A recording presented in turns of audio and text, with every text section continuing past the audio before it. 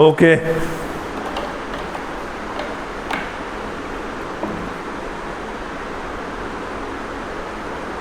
कल अपन केसीएल पढ़े थे, है ना। अब लिखो next topic, current divider rule. Current divider rule. किसी पैरेलल सर्किट में करंट कैसे डिवाइड होता है वो जानेंगे अपन।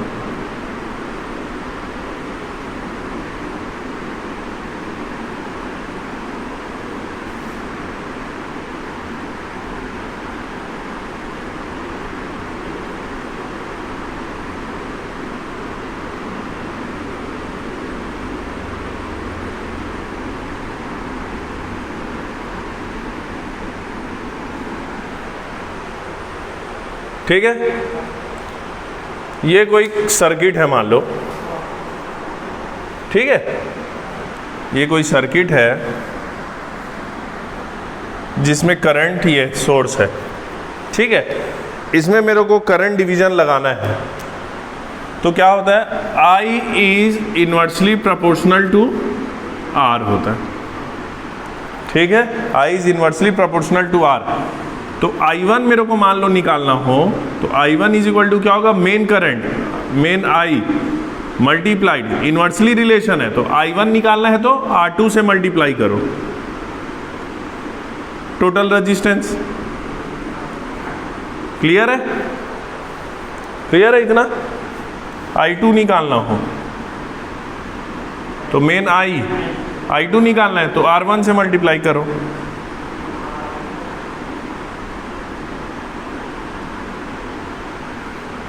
क्लियर है इतना।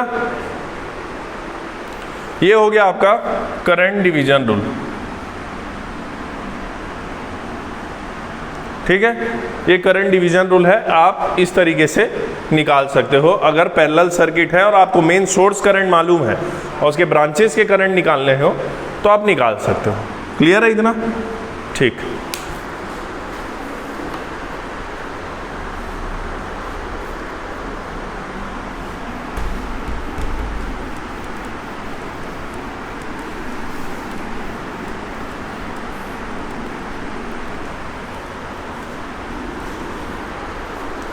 एक चीज़ अपन बनाते हैं, केवीएल का एक क्वेश्चन बनाते हैं, केसीएल का।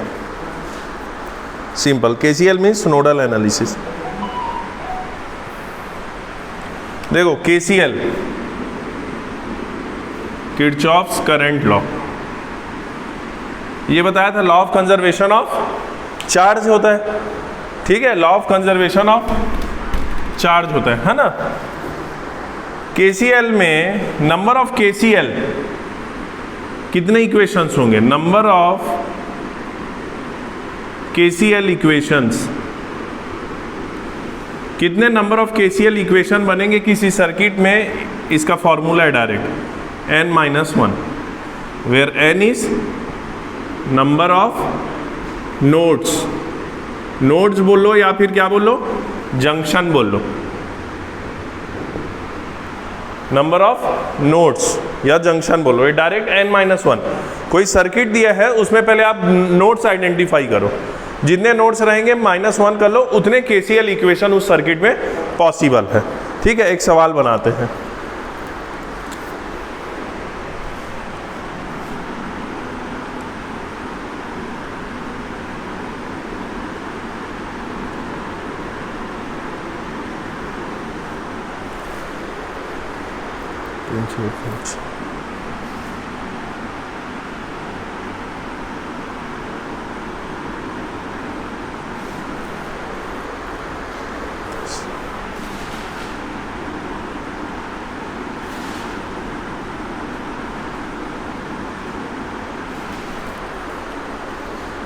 एक, दो, तीन, चार, पाँच मिनट, एक, दो, 1, 2, 3, 4, 5, 3, 5, 10 वोल्ट, ठीक है। अब यहां पर बताओ कितने नोड्स हैं। ये अपन केसीएल इक्वेशन लिखेंगे। KCL equation means nodal analysis. Nodal analysis कुछ नहीं होता, केसीएल इक्वेशन होता है। ठीक है, तो अपन नोडल एनालिसिस करेंगे। नोडल एनालिसिस, देखो नोडल एनालिसिस के लिए क्या होता है, सबसे पहले तो आप number of principal nodes identify करिए। कितने नोड्स हैं, कल बताया था नोड्स कैसे आइडेंटिफाई करते हैं। नोड्स कहाँ कहाँ पर है, यहाँ चले चले चले ये जंक्शन मिला, इसको VA बोल दो। दूसरा ये है, तीसरा ये दोनों है, इसको कॉमन कर दो। क्लियर है, कितने नोड हुए, n कितना हुआ, 3 हुआ, 3 हुआ ना। ये रेफरेंस नोड है। देखो रेफरेंस नोड एक हमेशा आपको रेफरेंस नोड लेना पड़ेगा, और रेफरेंस नोड हमेशा 0 पोटेंशियल में होता है, ग्राउंड होता है वो। तो नंबर ऑफ नोड्स 3 हुए। केसीएल इक्वेशन कितना आएगा, n-1, यानी कितने, 2 केसीएल इक्वेशन आएगा। लिख लो, voltage at node A, at node A क्या होगा, एट नोड ए क्या होगा इक्वेशन बताओ। एट नोड ए में क्या होगा, केसीएल इक्वेशन लिखो।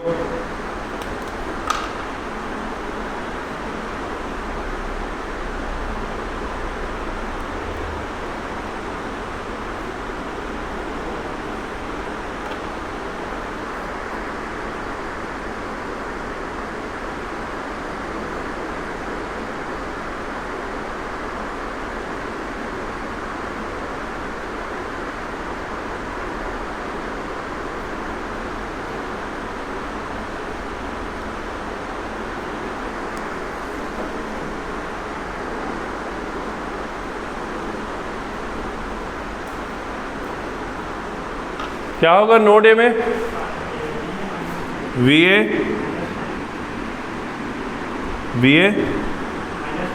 -5 अपॉन 1, VA -5/1 होगा।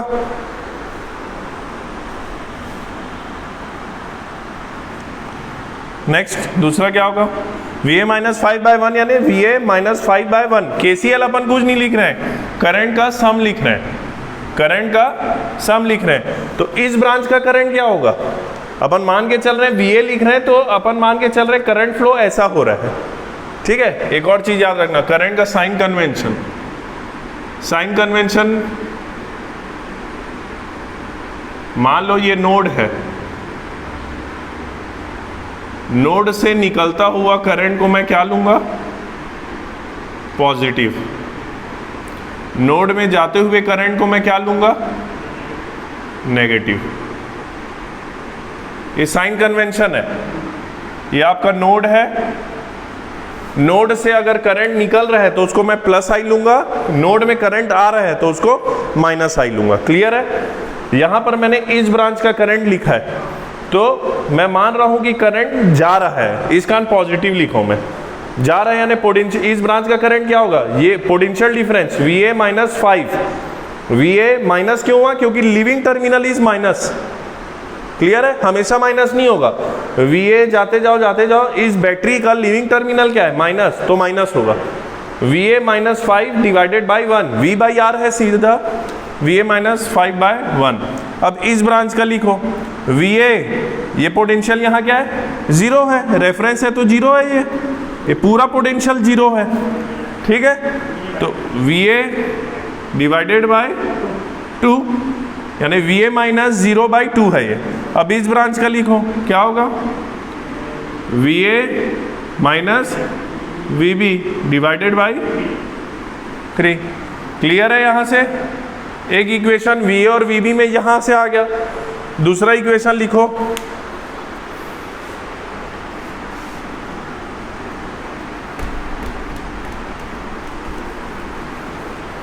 दूसरा लिखो नोड बी में, at node B, at node B node B में क्या होगा, VB minus VA divided by 3, ये वाला लिखो, VB डिवाइडेड बाई 4, यानी VB माइनस 0 डिवाइडेड बाई 4, इसको लिखो VB leaving terminal is plus, तो VB plus 10, good, VB plus 10 divided by 5 is equals to 0, is equals to 0 करना है क्योंकि KCL लिख रहे हो आप, sum of current meeting at a point is always 0, ठीक है, तो इज इक्वल्स टू 0, तो ये दो इक्वेशन मिल गया, दो वेरिएबल है, V और VB मिल जाएगा, क्लियर है। मान लो इस सवाल में बोला रहता, लिख लो इसको,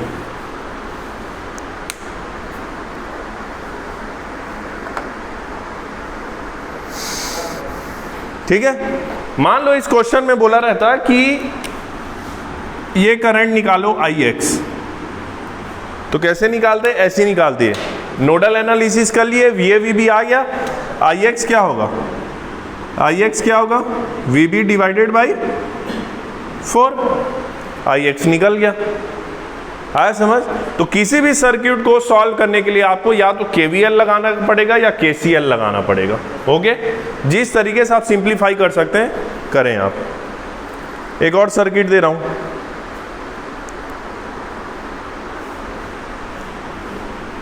ये क्लियर है, समझ आ गया, 2 5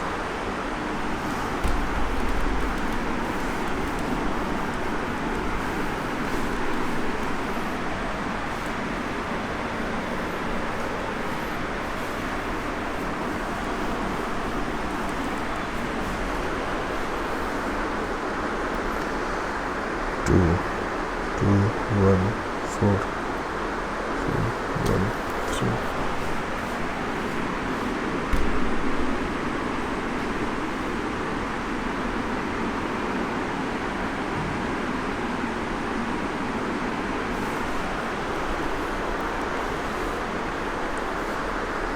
5 plus minus 5 4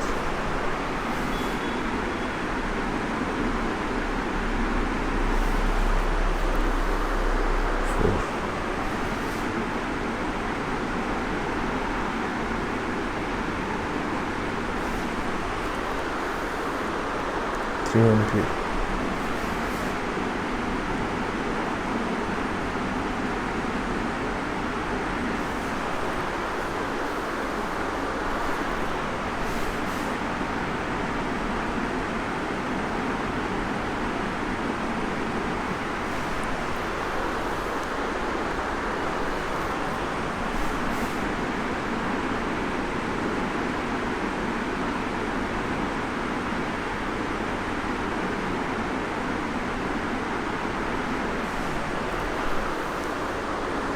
पाँच 2 2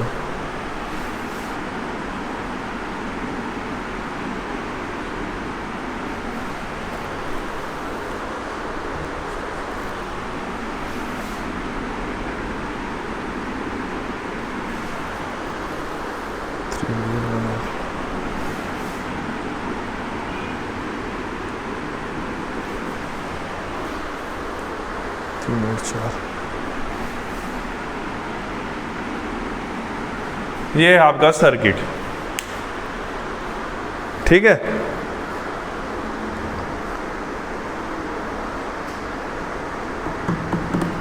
बनाओ इसमें नोडल एनालिसिस लो, कहाँ कहाँ नोड बन रहा है।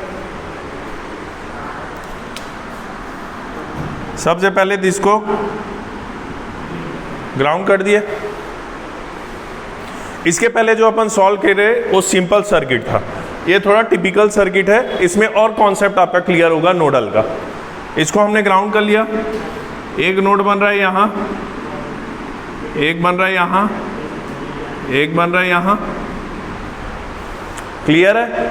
3 बन रहे हैं, 4 बन रहे हैं, सॉरी, एक रेफरेंस को मिला के इसको VA बोल दिए, इसको VB, इसको VC, क्लियर है, ठीक है। इतने कितने KCL इक्वेशन रहेंगे, नंबर ऑफ KCL इक्वेशंस कितने होंगे, n-1, n माइनस 1 होता है। कितने नोड्स हैं? 4, 4 माइनस 1 इज 3, यानी 3 KCL इक्वेशन होंगे। ठीक, यहां लिख लोगे, यहां लिख लोगे, यहां लिख लोगे। कुछ दिख रहा है इसमें अलग? VA में लिखो, VA में क्या होगा?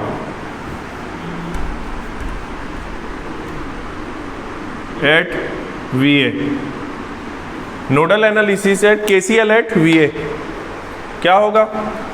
ये इन दोनों का लिखो, VA minus VB divided by 2 plus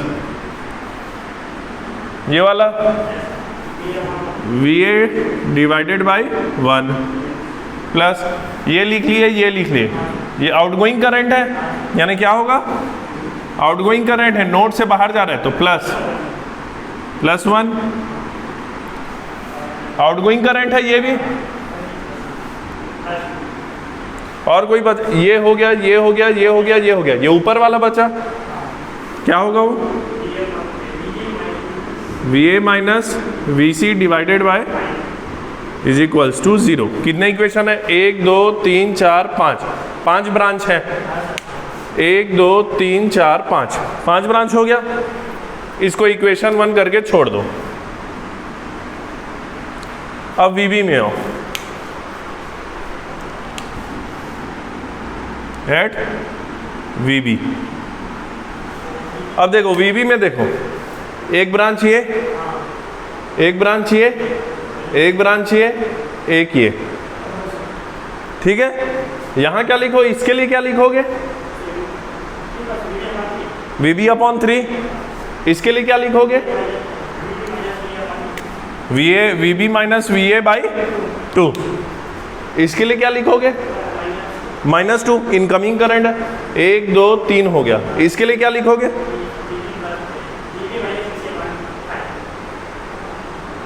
ये क्या है? ये वोल्टेज है, ठीक है। तो इस पार्ट के लिए ही आपका क्या लगेगा? Super node. कल बताया था मैंने, सुपर नोड,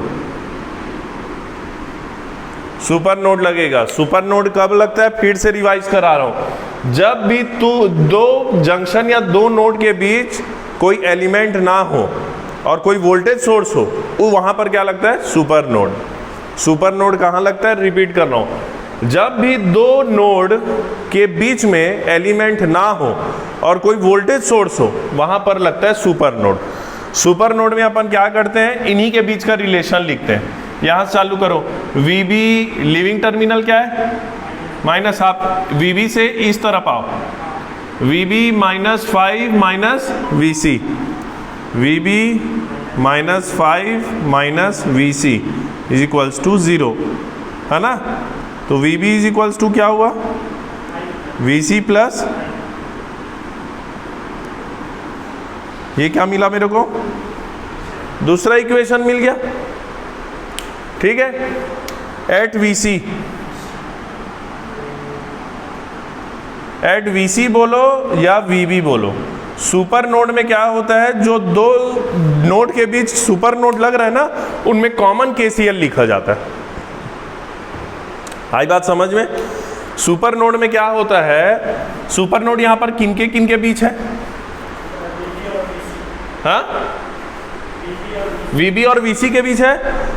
तो सुपर नोड से इनका रिलेशन लिख लिए, VB -5 minus VC is equals to 0। VC में भी लिखते तो वही आता, यही आता। VC में भी लिखते तो यही रिलेशन आता, VC +5 minus VB is equals to 0। कुल मिला के यही आता, चाहे आप VB में लिखो चाहे VC में लिखो, रिलेशन यही आएगा। सुपर नोड में एक चीज याद रखना है आपको कि जो दो नोड के बीच सुपर नोड लग रहा है, उनका KCL इक्वेशन एक साथ लिखना है। पहले VB का लिख दो, प्लस करके VC का लिख दो। क्लियर है? अब देखो, VB का लिखो, पहले VB का लिखो, तो VB का क्या होगा? नीचे वाला VB डिवाइडेड बाय 3, नीचे वाला, उधर वाला VB minus VA divided by 2, current आ रहा है एक, इनकमिंग करंट है 2 एम्पियर -2। और कोई ब्रांच है क्या? नहीं है। इधर वाले को नहीं लिखना है, इधर वाला ऑलरेडी लिखा चुका है, ठीक है। इसको नहीं लिखना, सुपर नोड वाले इक्वेशन को बस नहीं लिखना है, उस ब्रांच वाले को बस नहीं लिखना है, उस ब्रांच का रिलेशन लिखा चुका है और एक इक्वेशन बन चुका है वो, ठीक है। इतना ही हुआ, 3 ब्रांच हुआ, 1 2 3, चौथे को नहीं लिखना है। अब लिखो VC का, इसी में प्लस करके VC का लिखो, VC minus VA divided by 5, VC divided bye 4, incoming current है -3, और कुछ बचा क्या? नहीं बचा, इज इक्वल्स टू 0। ये हो गया आपका थर्ड इक्वेशन। 3 वेरिएबल है, VA VB VC, 3 इक्वेशन है, आ जाएगा VA VB VC। क्लियर है? बनेगा? ये इंपॉर्टेंट क्वेश्चन है, सुपर नोड का ये। तो नोडल एनालिसिस का हमने 2 सवाल पढ़ा। नोडल एनालिसिस हम कैसे करते हैं? सबसे पहले आपको नोड्स आइडेंटिफाई करना है, उसमें से किसी बॉटम वाले को रेफरेंस नोड लेना है। उसके बाद हर एक नोड्स में आपको KCL इक्वेशन लिखना है। साइन कन्वेंशन याद रखना है, KCL लिखेंगे तो या तो आप डायरेक्ट I लिखेंगे, या तो आप IR का, या तो आप क्या लिखेंगे, V/R का रेशियो लिखेंगे, ठीक है। इन दोनों में से कोई एक लिखेंगे आप, या तो डायरेक्ट किसी ब्रांच में डायरेक्ट करंट सोर्स लगा है तो डायरेक्ट करंट लिखेंगे, और किसी ब्रांच में अगर करंट सोर्स नहीं लगा है तो V/R का रेशियो लिखेंगे। V/R का रेशियो मीन्स पोटेंशियल डिफरेंस का रेशियो, ठीक है।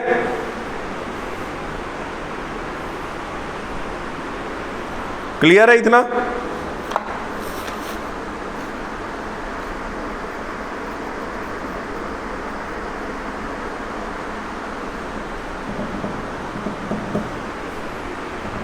अच्छा, अब इसी में अपन कुछ केस पढ़ते हैं। अब ये VB ये मैं पर्टिकुलर इसी ब्रांच को 5-6 अलग अलग टाइप में बताऊंगा। आप बताना इस ब्रांच के अलावा कितने इक्वेशन लगे मेरे? 2 इक्वेशन हुए, एक VA में लगा और एक VB VC में लगा, है ना। अब मेरे को आप बताना, इसी ब्रांच को मैं एक्सटेंड कर रहा हूं, पहला लिख रहा हूं, यही ब्रांच लिख रहा हूं,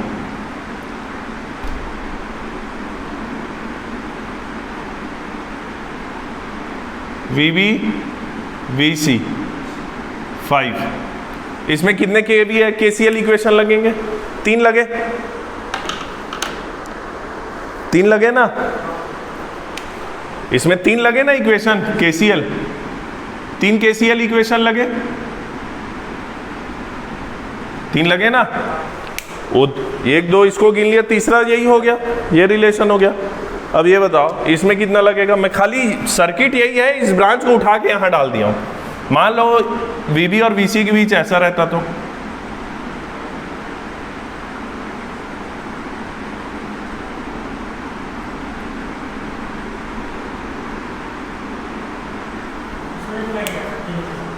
इसमें भी लगता 3 KCL इक्वेशन। इसमें रिलेशन क्या है आपका?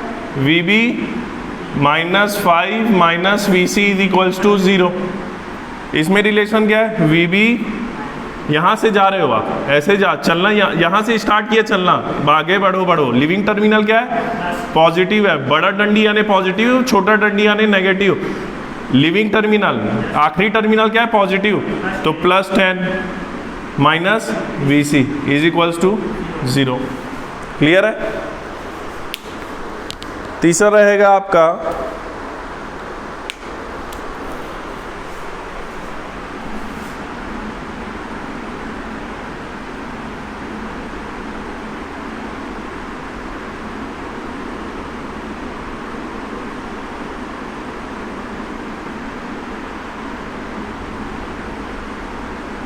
यहां पर क्या होता?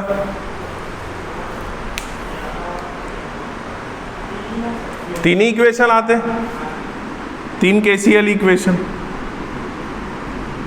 यहां रिलेशन क्या आता?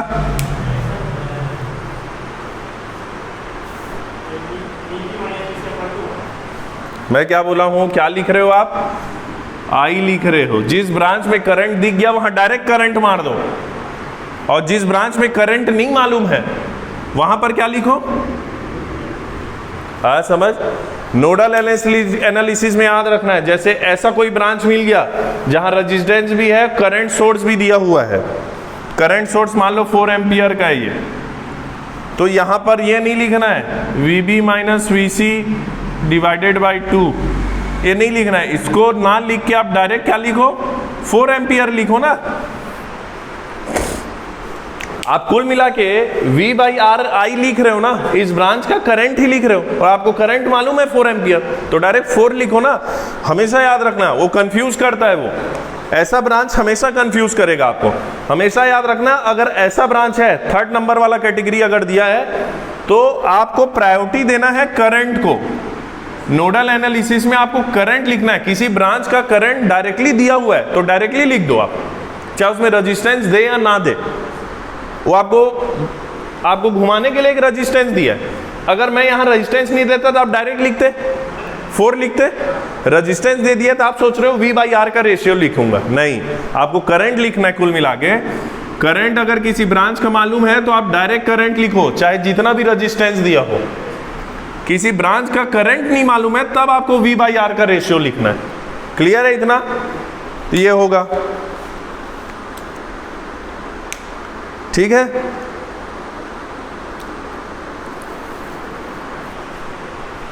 एक और लिख लो,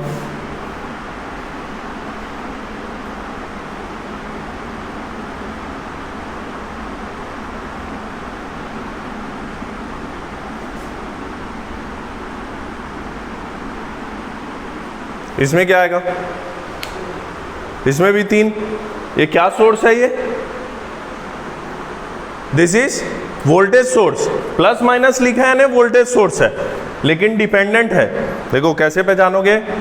इंडिपेंडेंट रहता है तो ऐसा बनता है, और जब भी ऐसा बन गया तो समझ जाना ये डिपेंडेंट है, ठीक है, डिपेंडेंट है, डिपेंडेंट। और अंदर का पोलैरिटी देखना, इसके अंदर अगर एरो बना है तो समझना एक करंट सोर्स है, अगर इसके अंदर कुछ पोलैरिटी लिखा है तो समझना क्या है? ये वोल्टेज सोर्स है।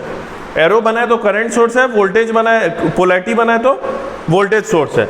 अब ये वोल्टेज सोर्स तो है लेकिन करंट पे डिपेंड है, तो current controlled voltage source, current पे कंट्रोल्ड है ना, तो करंट कंट्रोल वोल्टेज सोर्स, तो ये भी एक टाइप का वोल्टेज सोर्स है, तो यहां पर भी सुपर नोड लगेगा। इक्वेशन क्या लिखोगे? VB minus 2I1 minus VC is equals to. Clear है? एक और आखिरी केस,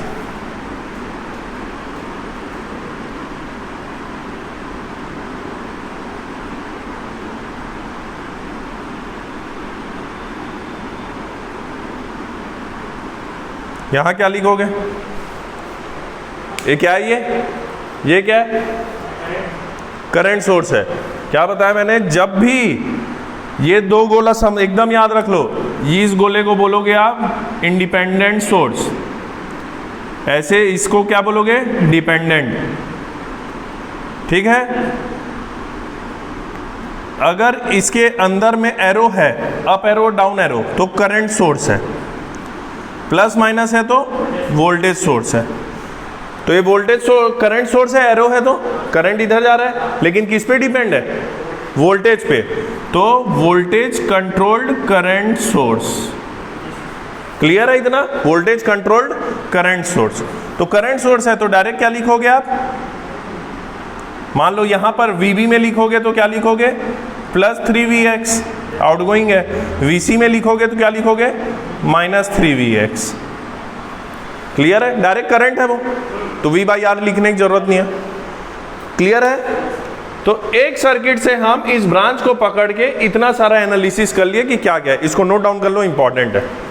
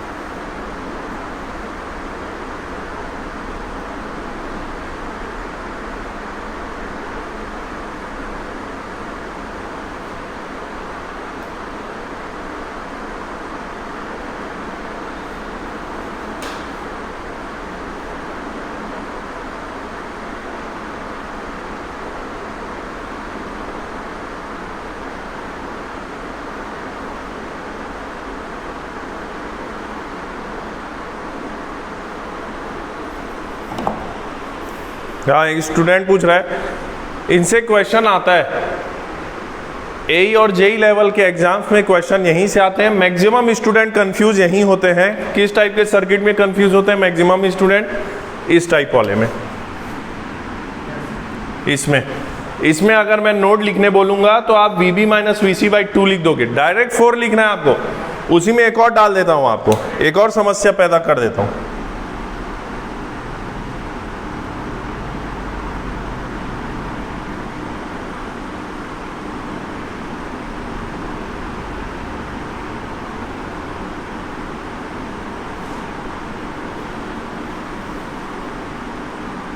अब क्या लिखोगे? डायरेक्ट 3 लिखना है आपको। ये VB माइनस 4 माइनस VC/2 नहीं लिखना है, ठीक है? आपको जहां करंट दिख गया, आप करंट सोर्स भी छोड़ो। अगर आपके सर्किट में ऐसा बना हुआ है और बोल दिया है कि यहां पर करंट 2 एम्पियर का फ्लो हो रहा है, ऐसा भी लिख दिया है अगर, तो भी क्या लिखोगे? डायरेक्ट 2 लिखोगे आप। VB में लिखोगे तो +2 लिखोगे, VC में लिखोगे तो -2 लिखोगे। इसको भी लिखो, ठीक है? ये VB minus VC minus 4 divided by 2। V/R का रेशियो नहीं लिखना है अगर करंट मालूम है तो। करंट नहीं मालूम है तब V/R का रेशियो लिखना है, ठीक है? क्लियर है इतना?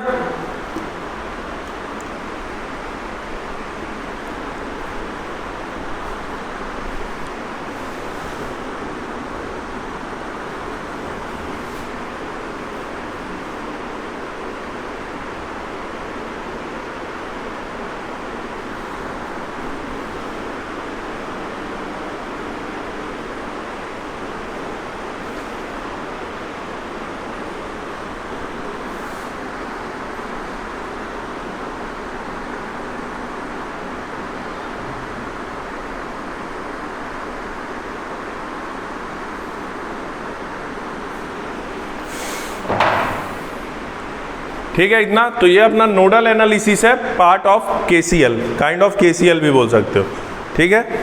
आपको इसके लिए क्या करना है, सुरुज बता रहा हूं एक बार। नोडल एनालिसिस के लिए आपको किसी भी सर्किट में अगर कहीं कभी करंट निकालने बोला है या वोल्टेज निकालने बोला है तो KVL या KCL लगा सकते हो आप। कोशिश करो कि नोडल लगाओ, KCL लगाओ। KCL में जल्दी सॉल्व होता है।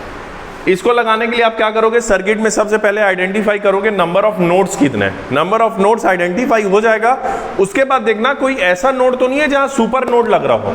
सुपर नोड लग रहा हो कैसे पता चलेगा? किसी भी 2 नोड के बीच जो आपने नोड आइडेंटिफाई किया है, किसी भी 2 नोड के बीच ऐसा तो नहीं कि कोई भी एलिमेंट नहीं है, रेजिस्टेंस नहीं है और बीच में बैटरी का वोल्टेज सोर्स लगा हो, जैसे इस केस में था। अगर सुपर नोड है तो वहां पर आप एक अलग से इक्वेशन लिखेंगे, VB minus 5 minus VC equal to 0, और एक रिलेशन निकाल के उसको छोड़ देंगे। जब भी आप इसमें नोड लिखेंगे तो सुपर नोड अगर रहेगा तो जब भी आप VB में लिखेंगे प्लस करके VC को भी लिखना है। दोनों पे नोड इक्वेशंस एक साथ प्लस करके लिखना है और इस कॉमन पार्ट को नहीं लिखना है। क्लियर है? अगर सुपर नोड नहीं है तो नॉर्मल बनाओगे आप। तो ये हुआ 3 इक्वेशन है, तीनों से करंट निकलेगा। अब किसी भी ब्रांच का आपको मैं करंट मान लो, अब एक बार VA VB VC मेरा निकल गया तो कहीं का भी आपको मैं बोलूंगा यहां पर का करंट बताओ, ये IZ है, what is the value of IZ? तो कहीं किसी भी ब्रांच का आप करंट निकाल दोगे, IZ क्या होगा? इस तरफ से फ्लो रहा है VA हायर पोटेंशियल में, तो VA माइनस 0 तो VA डिवाइडेड बाई 1 है ना। IZ कहां से फ्लो हो रहा है? यहां से हो रहा है, तो VA माइनस 0 डिवाइडेड बाई 1, ठीक है? इस ब्रांच का करंट निकालना हो, इसका एरो मान लो ऐसे दिया हो, इसका एरो ऐसे दिया है तो समझ लो VA हायर पोटेंशियल में, तो VA minus VC divided by 5। Clear है? तो नोडल एनालिसिस इलेक्ट्रिकल इंजीनियर्स के बहुत इंपॉर्टेंट चीज है, ये बेसिक चीज है इलेक्ट्रिकल का जो आपको आना चाहिए। ये इस पर्टिकुलर ब्रांच को हम पकड़ के यहाँ डाल दिए और वैरायटी ऑफ ब्रांच अपन लिए हैं, क्या क्या सुपर नोड में पॉसिबल है, ठीक है? तो ये कुल मिला के हमारा रहा। नेक्स्ट लिखो KVL, Kirchhoff's voltage law.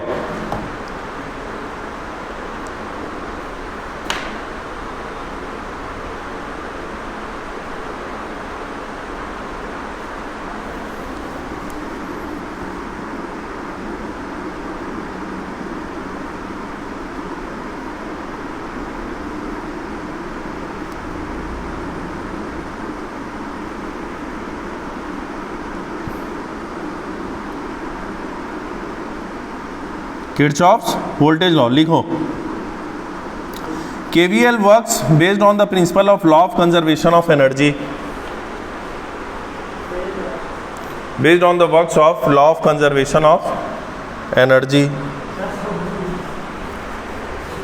KVL works on the principle of law of conservation of energy.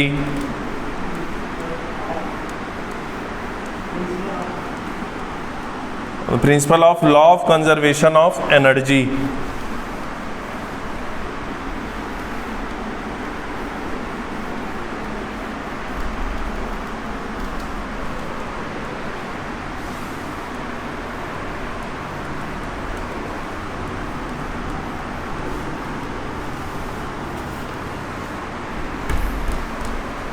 ठीक है, law of conservation of energy. KVL next point, KVL states that, KVL कहता है algebraic some of all the voltages in a close loop is equal to 0।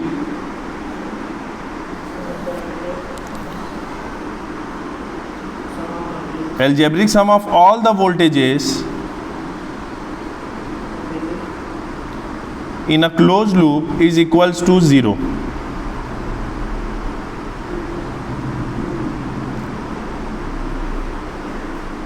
Clear है?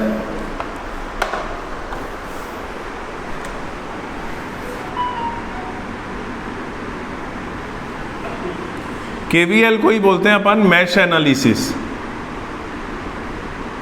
Mesh analysis.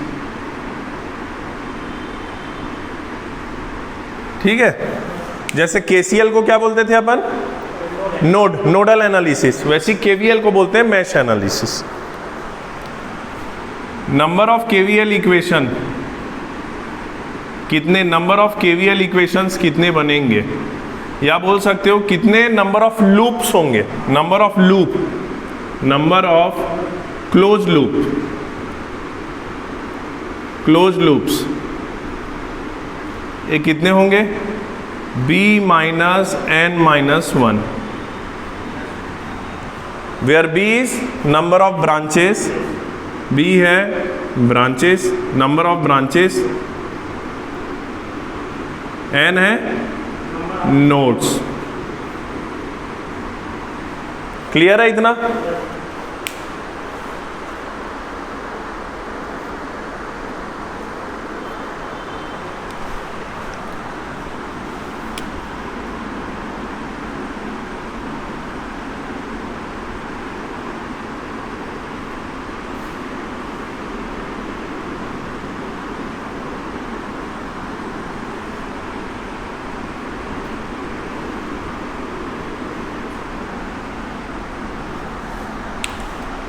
ये मान लो एक circuit है, इसमें आप क्लोज लूप है, ये क्लोज लूप है। क्लोज लूप का मतलब वो होता है कि इस लूप में एक ही करंट फ्लो हो रहा है ना। ये मान लो इसके अक्रॉस वोल्टेज ड्रॉप हुआ, वो क्या हुआ, V1। इसके अक्रॉस वोल्टेज ड्रॉप हुआ, वो क्या, V2। इसके अक्रॉस वोल्टेज ड्रॉप हुआ, वो क्या हुआ, V3। मैं पहले के क्लास में बता चुका हूं कि पेसिव और एक्टिव एलिमेंट्स क्या होते हैं। ये पेसिव एलिमेंट्स है R। ये कैसे पता चलता है, इसके अक्रॉस जो करंट फ्लो होगा, जो वोल्टेज ड्रॉप होगा, उसका लिविंग टर्मिनल क्या होगा, नेगेटिव। जब भी लिविंग टर्मिनल नेगेटिव होता है तो समझना power is absorbed by the element. ठीक है, मान लो करंट फ्लो हो रहा है ऐसा, ठीक है, ये भी एक एलिमेंट है, ये भी एक एलिमेंट है। करंट जब निकल रहा है तो लिविंग टर्मिनल इस एलिमेंट का क्या है, प्लस। तो प्लस हुआ, लिविंग टर्मिनल किसी एलिमेंट का अगर प्लस हुआ तो समझ जाना पावर डिलीवर कर रहा है, ये पावर डिलीवर कर रहा है। ठीक है, पावर डिलीवर कर रहा है यानी कि एक्टिव सोर्स है। किसी एलिमेंट से लिविंग टर्मिनल अगर नेगेटिव रहा तो समझ जाना ये पावर को एब्जॉर्ब कर रहा है, और दैट इज पैसिव एलिमेंट। आई बात समझ में? यहां पर लिविंग टर्मिनल पॉजिटिव है तो एक्टिव एलिमेंट, ठीक है, पावर डिलीवर कर रहा है, ये सर्किट को डिलीवर कर रहा है। यहां पर लिविंग टर्मिनल, किसका लिविंग टर्मिनल, करंट का लिविंग टर्मिनल इज नेगेटिव यानी कि पावर को एब्जॉर्ब कर रहा है। ठीक है, power is absorb by the ये एलिमेंट। तो यहां पर मैं अगर केवीएल लगाता हूं, केवीएल क्या होता है? समेशन ऑफ वोल्टेज और आईआर, वोल्टेज ड्रॉप का जीरो। किसी भी क्लोज लूप सर्किट में समेशन ऑफ वोल्टेजेस और voltage drop is always equals to zero. जबकि केसीएल क्या बोलता था या नोड क्या बोलता था? समेशन ऑफ करंट और V बाई आर का ratio is always zero. Clear है? यहां पर लिखो क्या होगा? Vs माइनस लिविंग टर्मिनल, देखो वही फॉलो करो, यहां से लीव कर रहे हो तो प्लस Vs, यहां से जा रहे हो तो माइनस V1, आगे बढ़ो माइनस V2, लिविंग टर्मिनल देखना है minus V3 is equals to zero. इसी को क्या लिख सकते थे? और Vs minus I into R1, है ना? V1 को मैं क्या लिख सकता हूँ? I into R1। V2 को क्या लिख सकता हूँ? I into R2। V3 को क्या लिख सकता हूँ?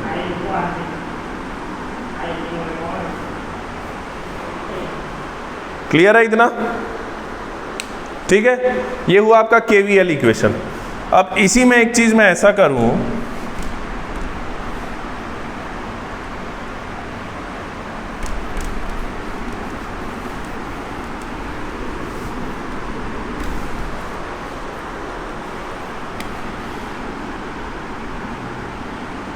ये Vs1 है, ये क्या है?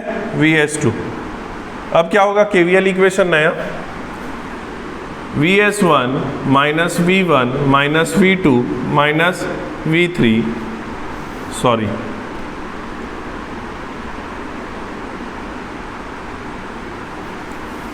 लिविंग टर्मिनल क्या है? इज इक्वल्स टू, तो Vs1 plus Vs2 is equal to V1 plus V2 plus,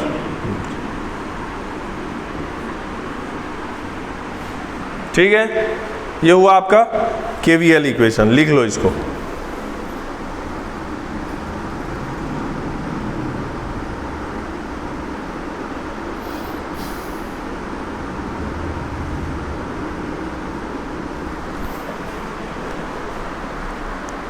thirty 10 4 6 30 10 6।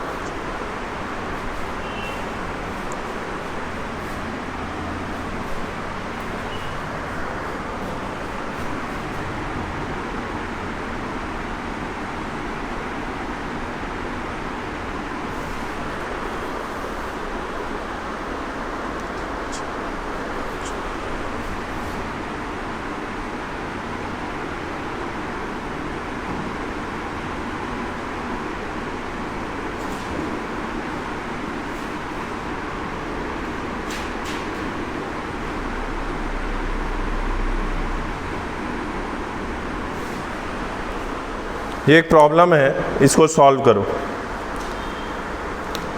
Find V1 and V2। Find V1 and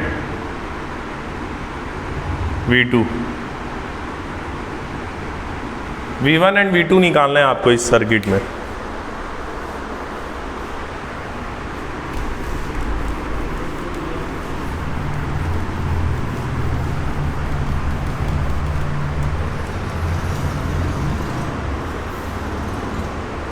निकलेगा?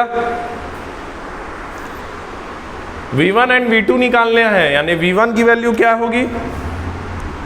V1 क्या होगा? मान लो यहां पर कौन सा करंट फ्लो हो रहा है? I। एक क्लोज लूप है, इसमें कौन सा करंट फ्लो हो रहा है? I। तो V1 क्या होगा? I इंटू 4 इंटू I होगा। V2 क्या होगा? I ऐसा फ्लो हो रहा है, V2 क्या होगा? V2 क्या होगा? -6 इंटू I, माइनस होगा, याद रखना है। क्यों? करंट आपका ऐसा फ्लो हो रहा है और ये पैसिव एलिमेंट है।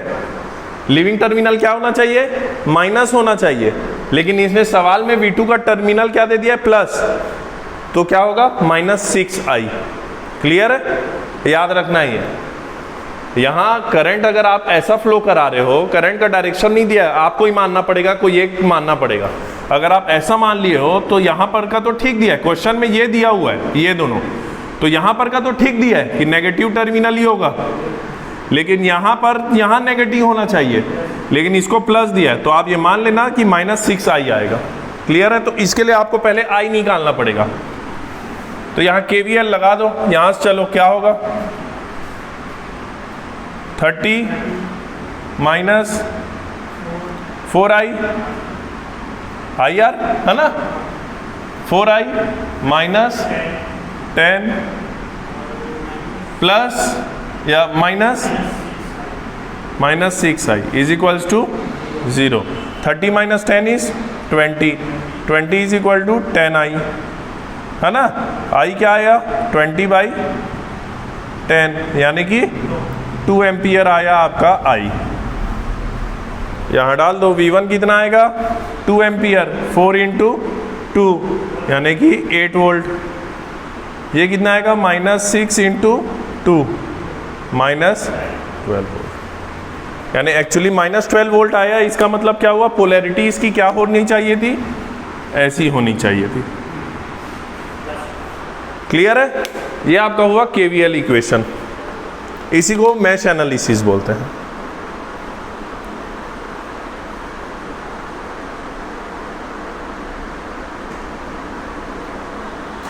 ठीक है, कुछ पॉइंट लिखो।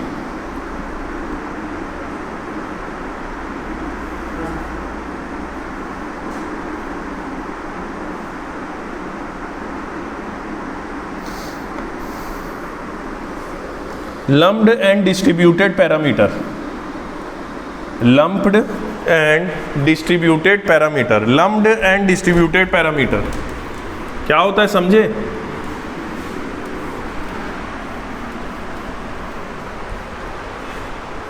Lumped and distributed parameter, lumped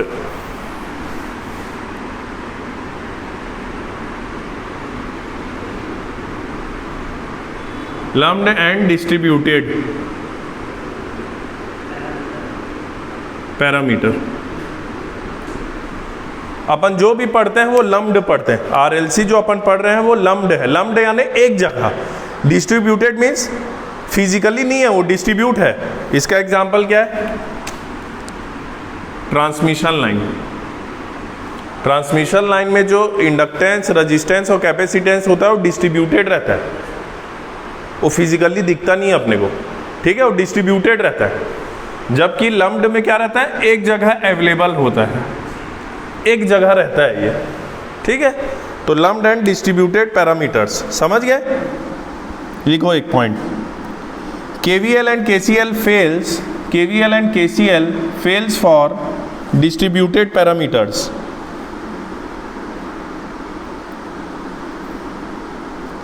Failed for distributed parameters, since in distributed parameter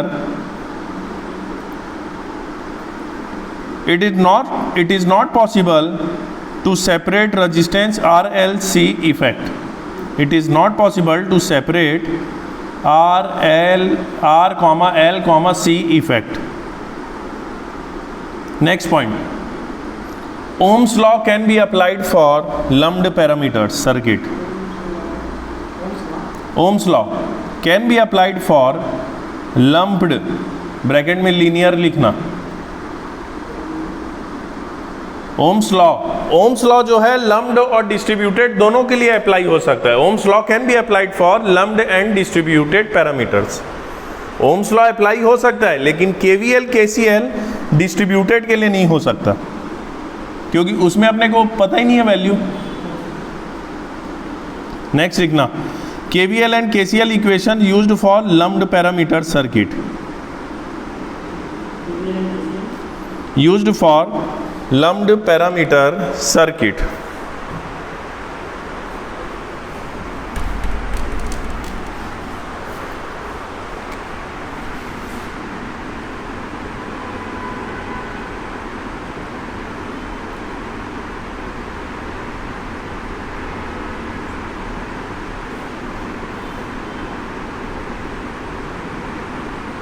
क्या होगा इसमें, KVL लिखो, VS minus IR minus LdI/dt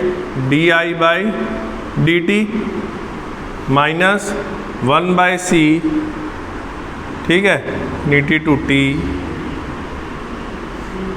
VS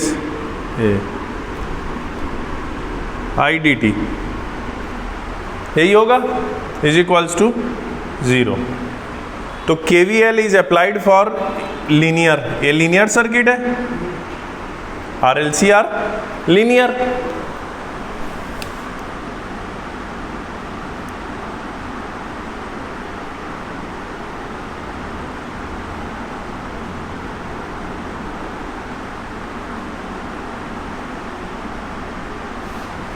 यहां पर भी लिख सकते हो आप, सेकंड वाले में लिख सकते हो ना, यहां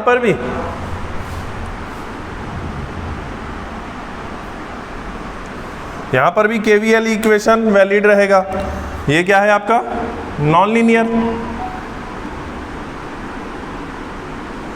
तो KVL and KCL equations can be written for linear and non linear, but lumped होना चाहिए, ठीक है, डिस्ट्रीब्यूटेड नहीं होना चाहिए।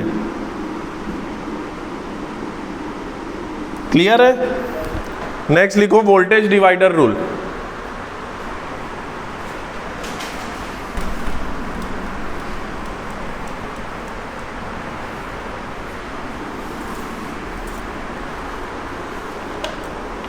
वोल्टेज डिवाइडर रूल,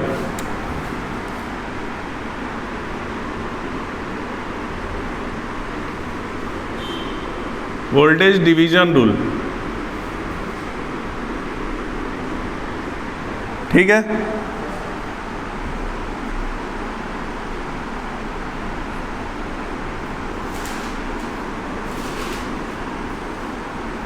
ये VS है, ये R1 है, ये R2 है, ठीक है। वोल्टेज डिवीजन रूल हमेशा सीरीज सर्किट में लगता है। किस में लगता है? सीरीज सर्किट में। करंट डिवीजन रूल हमेशा पैरेलल ब्रांचेज में लगता है। तो V1 अगर मेरे को निकालना हो, ये मेन सोर्स वोल्टेज है VS, V1 निकालना हो तो क्या होगा, V is directly proportional to R। Current division में अपन देखे थे I is inversely proportional to R।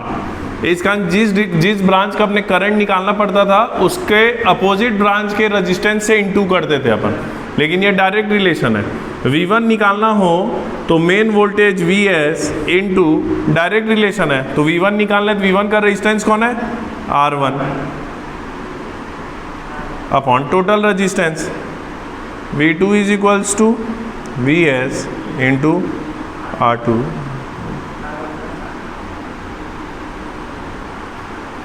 Clear है? ये आपका वोल्टेज डिवीजन रूल रहा, ठीक है।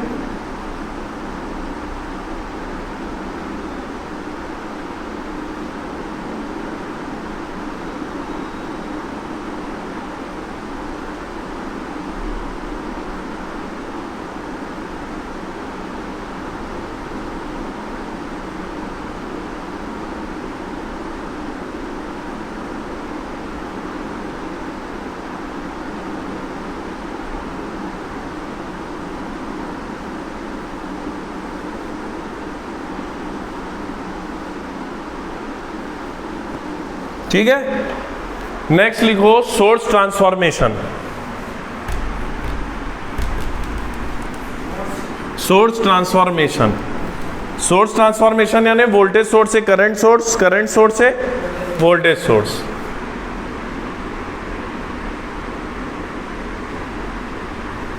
सोर्स ट्रांसफॉर्मेशन,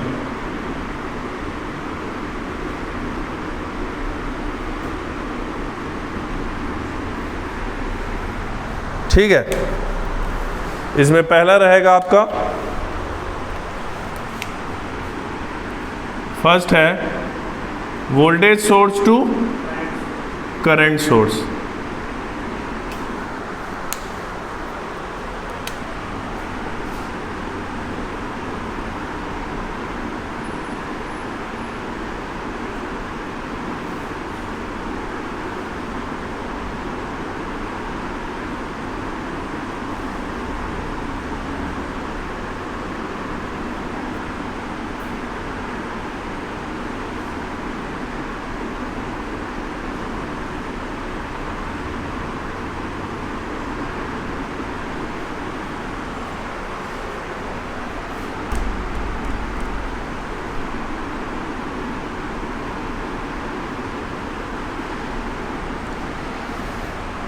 अब देखो, वोल्टेज सोर्स से करंट सोर्स बनाना है मेरे को। सबसे पहले याद रखना,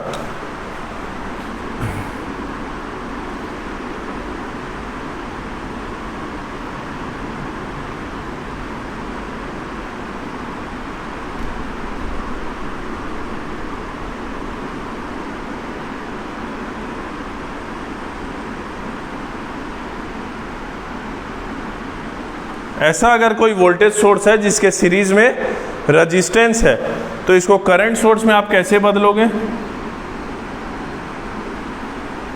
प्लस है, करंट ऊपर जा रहा है, एरो ऊपर डालना, जहां पर प्लस का रहेगा पोलैरिटी वहीं पर एरो रहेगा।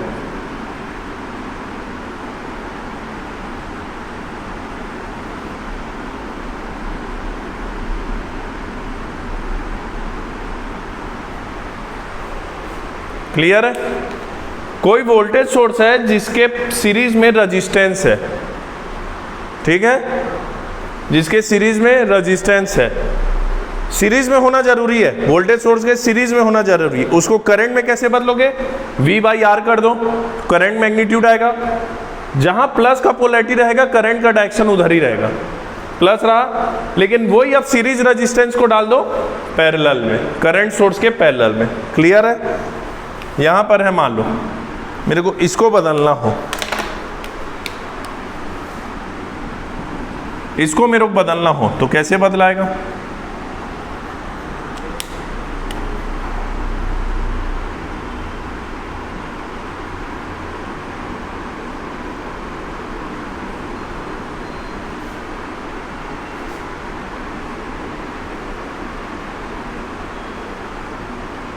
टू। अब इसको बदलना है, ये वोल्टेज सोर्स है, उसके सीरीज में रेजिस्टेंस है और कुछ नहीं है ना, तो इसको बदल दो। करंट कितना होगा? ये करंट क्या होता है? Current is equal to V by R. V कितना है? 3। वोल्टेज कितना है? रेजिस्टेंस कितना है? 2। तो 3/2। करंट किधर जा रहा है? इस तरफ जा रहा है, पॉजिटिव टर्मिनल इधर है, तो एरो इधर रहेगा। मैग्नीट्यूड पैरेलल में रेजिस्टेंस आएगा,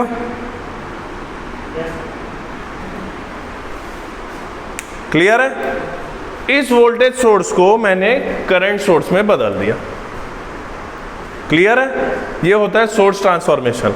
सर्किट में ऐसा दिया रहेगा, देख के भयानक लगता है, इसको आप कन्वर्ट कर दोगे। अब नेक्स्ट पढ़ेंगे current source to voltage source. Next लिखो, current source to voltage source. Clear है इतना?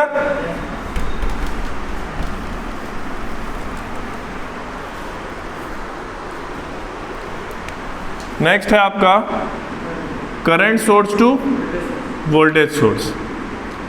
इसके लिए भी वही शर्त है, कोई करंट सोर्स है, मान लो डाउनवर्ड पोलैरिटी का है, उसके पैरेलल में रेजिस्टेंस लगा है, IS है, ठीक है, IS मैग्नीट्यूड है, डाउनवर्ड है। इसको आप कैसे बदलोगे वोल्टेज सोर्स में? करंट सोर्स के पैरेलल में ही होना चाहिए रेजिस्टेंस, और वहां पर कोई और सोर्स नहीं होना चाहिए, यहां पर कोई और सोर्स नहीं होना चाहिए। ऐसा नहीं कि इसके साथ एक वो करंट सोर्स डाल दिया, ऐसा नहीं, खाली एक्सक्लूसिव उसके साथ खाली एक रेजिस्टेंस बस होना चाहिए और कुछ नहीं होना चाहिए। क्या करोगे? V बनाना है, V is equal to IR। Downward है, डाउनवर्ड है, पॉजिटिव ऊपर रहेगा कि नीचे? नीचे रहेगा पॉजिटिव। क्लियर है? या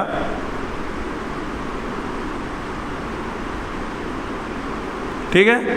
क्या रहेगा इसका मैग्नीट्यूड?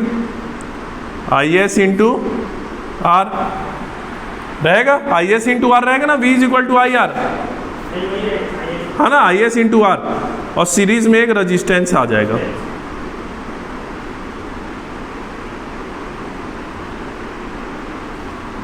क्लियर है? पोलैरिटी का ध्यान रखना है, एरो जिस तरफ उस तरफ पॉजिटिव। पैसिव एलिमेंट है, फिर बोल रहा हूं, पैसिव एलिमेंट है, living terminal is always positive. Active element है, सॉरी, एक्टिव एलिमेंट होता है, सोर्स जो होता है वो एक्टिव एलिमेंट होता है, तो living terminal is always positive. इसी एग्जांपल में उल्टा कर दो। अब इसको, इस पार्ट को वापस क्या कर दो? वोल्टेज सोर्स में बदल दो, है ना, तो बाकी को एज इट इज बनाओ।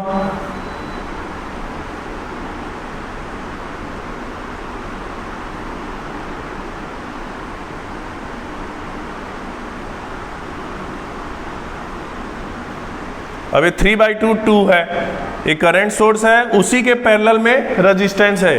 ठीक है, ये रेजिस्टेंस ऐसा नहीं होना चाहिए तो नहीं बनेगा। ये रेजिस्टेंस अगर ऐसा होता तो नहीं है मानेंगे पैरेलल में इसके। ठीक है, ये बिल्कुल इसी के ही ब्रांच के पैरेलल में होना चाहिए। तो सेटिस्फाई कर रहा है तो V = IR। I कितना है 3/2, R कितना है 2, कट गया 3 वोल्ट, 3 वोल्ट आएगा। करंट उस तरफ जा रहा है तो 3 वोल्ट, रेजिस्टेंस को सीरीज में डाल दो। क्लियर है? ये आपका हुआ सोर्स ट्रांसफॉर्मेशन। जहां भी ऐसा आपको दिखता है याद रखना है कि इसके ब्रांच के सीरीज में ही होना चाहिए। ठीक है, याद रखना है आपको। तो आज हमने बहुत इंपॉर्टेंट चीज पढ़ा है।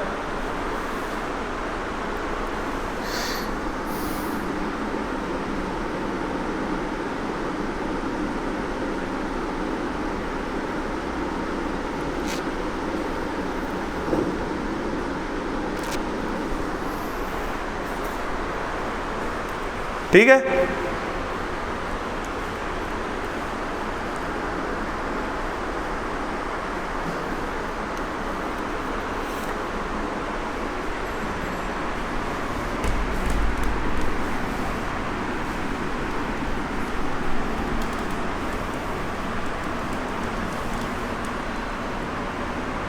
मिटा दूं?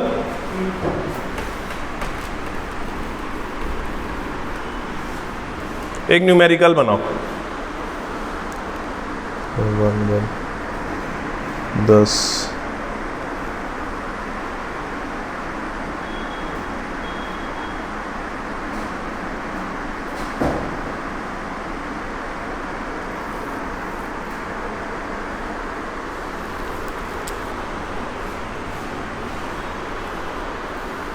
10 वोल्ट।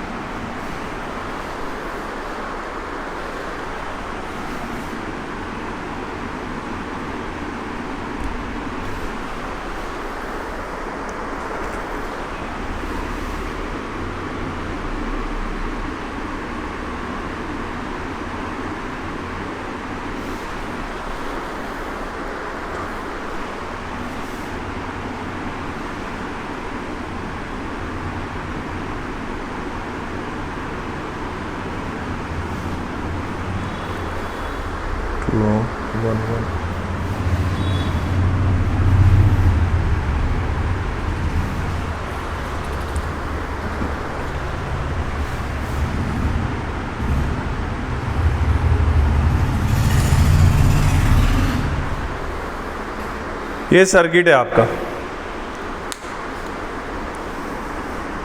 इसमें है find current flowing through 2 ohm register.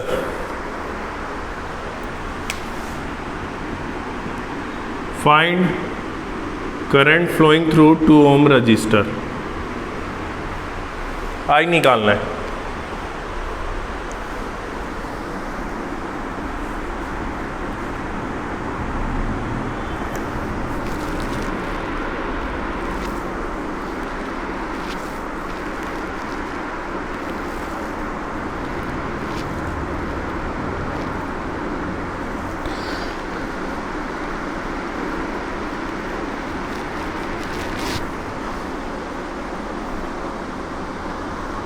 क्या करोगे इसमें?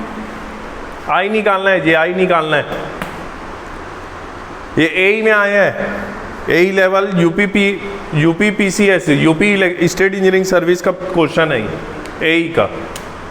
बहुत सिंपल है, क्या करना है आपको, जैसे ही आपके नज़र में दिखता है कि एक करंट सोर्स है उसके पैरेलल में रेजिस्टेंस है, इसको क्या बदल दो, सोर्स ट्रांसफॉर्मेशन। एक करंट सोर्स है और बिल्कुल उसी के पैरेलल में एक रेजिस्टेंस है, सोर्स ट्रांसफॉर्म करो। सबसे पहले इसका सोर्स ट्रांसफॉर्म करो।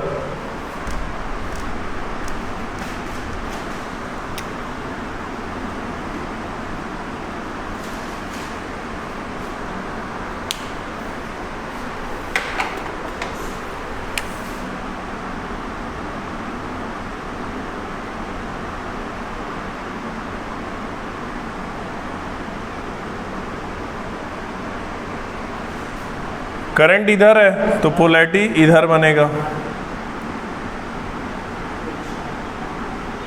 1 ओम का रेजिस्टेंस कितना आएगा, 1 वोल्ट आएगा, है ना। इधर आ जाओ, इधर का पोलैरिटी इधर है। ये क्या है आपका, ये क्या चीज़ है, ये voltage controlled current source, VCCS है ना। एरो है यानी करंट है, वोल्टेज कंट्रोल्ड है तो VCCS है। पहचानना शुरू कर दो, ठीक है। कितना आएगा इसका, V is equal to IR। I कितना है, VX/2, R कितना है 1, तो VX/2। पोलैरिटी प्लस उधर है तो पॉजिटिव इधर आएगा, VX/2। ये कितना है, 1 ओम।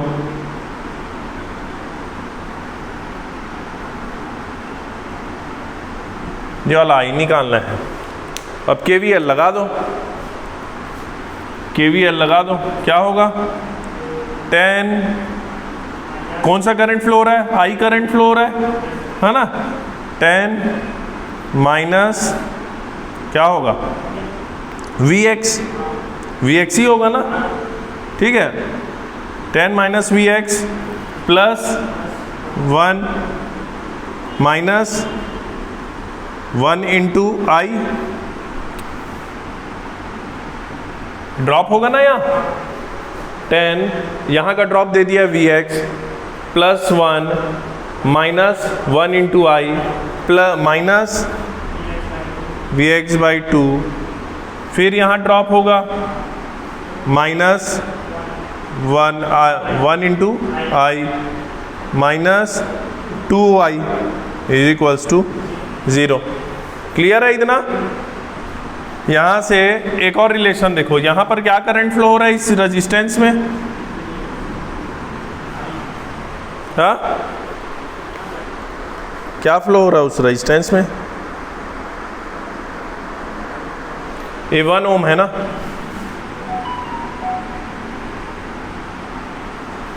उस रेजिस्टेंस में कितना फ्लो हो रहा है, 1 ओम का। यहां पर इस चीज को लिखो, क्या है ये, Vx की वैल्यू क्या होगी, Vx is equal to 1 into I होगा, तो Vx इज इक्वल टू क्या हुआ, I हुआ। ये अपने को पता चल गया, Vx is equal to I है।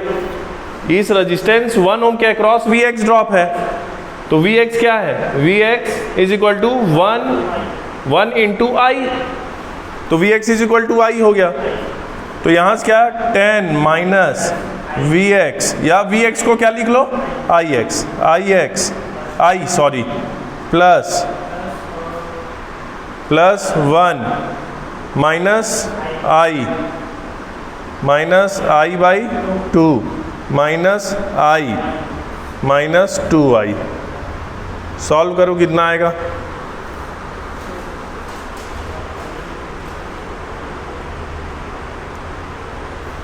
ग्यारह।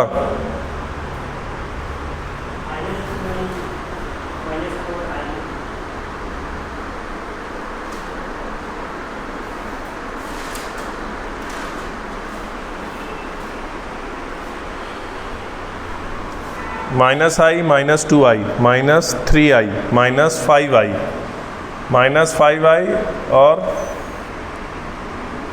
माइनस I/2, तो माइनस 11I/2 है ना। 11 इज इक्वल टू 11I/2, तो I इज इक्वल्स टू क्या आया, 11 कट गया, 2 एम्पियर। क्लियर है, I is equals to 2 ampere, ये आपका आंसर है। आया समझ। ये विद इन 40 सेकेंड 50 सेकेंड सवाल बनेगा ये वाला, ठीक है, विद इन 50 सेकेंड बनेगा। इस टाइप के आपको रखना है याद। जैसे ही ऐसा सर्किट दिख रहा है डरना नहीं है, देखोगे कि इस करंट सोर्स के पैरेलल में एक रेजिस्टेंस है, तुरंत वोल्टेज में करो, तुरंत वोल्टेज ट्रांसफॉर्म करो। एरो उस तरफ है तो पॉजिटिव टर्मिनल इस तरफ होगा, एरो इस तरफ है पॉजिटिव टर्मिनल इस तरफ होगा। क्लियर है?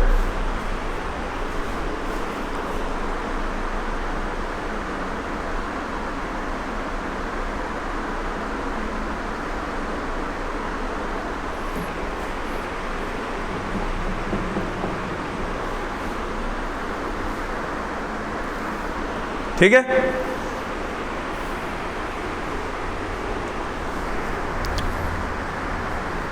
तो इस तरीके से आपसे सवाल बनेंगे। बेसिक्स टॉपिक हमने इस तरीके से कवर किया, क्वेश्चन बनाए हैं। घर में आप क्वेश्चन बनाइए, जो समझ नहीं आता उसको पूछिए आप, और सभी सवाल आपसे बनेंगे। सभी टॉपिक हमने क्लियर किया है, ठीक है। तो आपको क्वेश्चन बनाना है। इसके बाद हम पढ़ेंगे एसी सर्किट्स, यानी कि आरएमएस वैल्यू क्या होता है, एसी सर्किट अपन पढ़ेंगे, है ना। स्टेडी स्टेट सर्किट पढ़ेंगे, एसी सर्किट पढ़ेंगे, जिसमें रेजोनेंस भी रहेगा, एक पार्ट रहेगा, ठीक है। तो इस तरीके से आपका ये वाला पार्ट हुआ ख़त्म बेसिक सर्किट का। इसमें क्वेश्चन बनाइए आप।